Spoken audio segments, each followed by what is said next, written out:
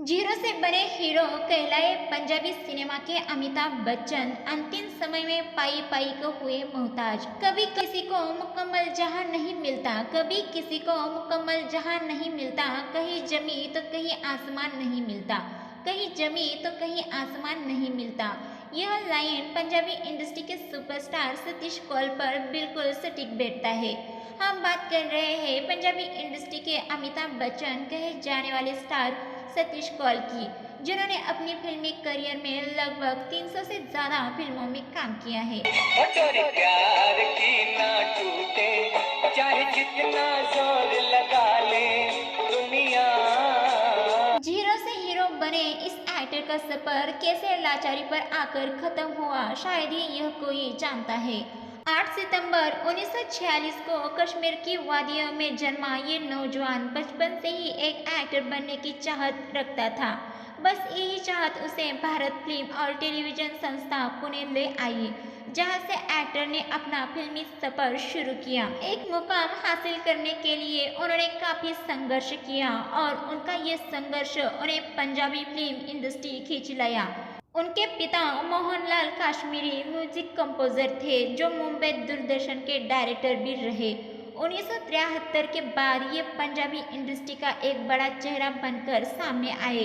मगर कहते हैं ना कि जीवन में आपको कुछ भी मिल जाए, मगर कुछ पाने की चाहत कभी खत्म नहीं होती। इस पंजाबी एक्टर ने भी बॉलीवुड में जाने का सपना देखा, जो प्रोड्यूसर शिव कुमार जी ने पूरा किया। उन्होंने 1974 की फिल्म अंग से अंग लगा ले से बॉलीवुड में डेब्यू किया।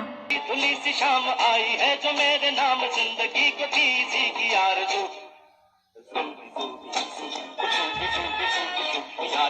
मगर यह अभिनेता हिंदी फिल्म जगत में ज्यादा कुछ नहीं कर पाया, मगर पंजाबी फिल्म इंडस्ट्री में उनका जादू लोगों के सिर चढ़कर बोल रहा था। उन्होंने अपने करियर में कई सुपरहिट पंजाबी फिल्में दी है। ये कहना गलत नहीं होगा कि उन्होंने पंजाबी फिल्म इंडस्ट्री को एक नई पहचान दी। उनकी बॉलीवुड में काम करने की चाहत और बढ़ने लगी, जिसके बाद उन्होंने सुभाष घई द्वारा निर्देशित फिल्म कर्मा, जो 1986 में आई थी, उसमें काम करने का मौका मिला।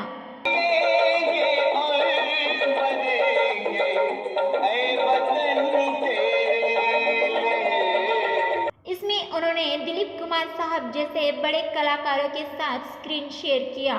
सतीश जी टेलीविजन पर भी कुछ यादगार सीरियल्स में नजर आए, जिसमें बी.आर. चोपड़ा जी की महाभारत और विक्रम बेताल जैसे शो शामिल है। इतना बड़ा मुकाम हासिल करने के बाद सतीश कौल जी को पंजाबी सिनेमा का अमिताभ बच्चन कहा जाने लगा।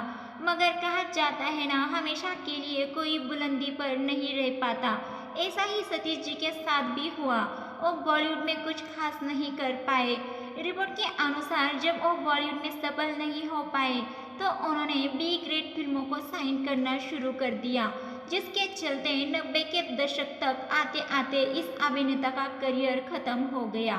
बॉलीवुड के सुपरस्टार शाहरुख खान ने एक इंटरव्यू में कहा था कि उन्होंने सबसे पहली फिल्म की शूटिंग सतीश कौल की ही देखी थी। इसके बाद ही उन्होंने एक्टिंग में आने का मन बनाया था। सभी की तरह अभिनेता ने भी परिवार बसाने की कोशिश की, मगर शादी के 1 साल बाद ही उनका तलाक हो गया। इसके बाद वो लाचारी और अकेलेपन की जिंदगी जीने लगे। उनके जीवन का फिर असली संघर्ष शुरू हुआ। उन्होंने अपने पिता के कैंसर के इलाज में अपनी सारी जमा पूंजी लगा दी, लेकिन उसके बावजूद भी वो उन्हें बचा नहीं पाए। पिता की मौत का सदमा माँ भी नहीं बर्दाश्त कर सकी और वो भी चल बसी। सतीश कौल ने इतना संघर्ष देखने के बाद भी हिम्मत नहीं हारी। उन्होंने पंजाब में एक एक्टिंग स्कूल की शुरुआत की, मगर यहाँ भी किस्मत को कुछ और ही मंजूर था। उन्हें चोट लगी, जिसके चलते उन्हें काफ़ी समय अस्पताल में ही बिताना पड़ा।